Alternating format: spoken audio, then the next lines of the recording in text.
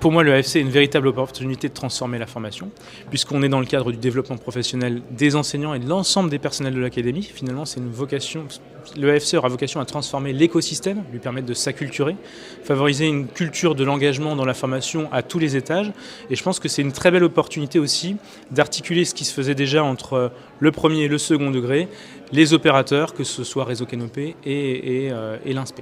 Alors au sein de l'EAFC, je pense que l'opérateur peut apporter des compétences en ingénierie de formation, en ingénierie pédagogique, en concevant des parcours, des modules et des formations qui sont innovantes, qui sont connectées à des thématiques qui sont actuelles, en relation avec le schéma directeur de la formation continue. Ça peut être en rapport à la circulaire de rentrée aussi, et sur des thématiques, comme je disais, innovantes, c'est-à-dire neurosciences, ça peut être l'application des apprentissages, l'application des neurosciences en apprentissage, ça peut être des questions sur la relation éducative, sur l'hybridation, sur la différenciation, toutes ces thématiques qui sont centrales en sortir de pandémie et dans ce futur projet de AFC.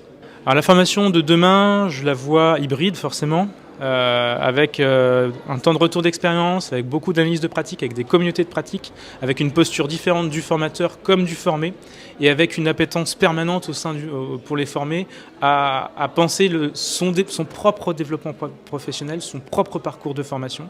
Et finalement, un enseignant comme un personnel de l'éducation qui est acteur de sa formation, qui s'en sort comme épanoui, si je puis dire. Voilà, la formation comme un facteur d'épanouissement professionnel.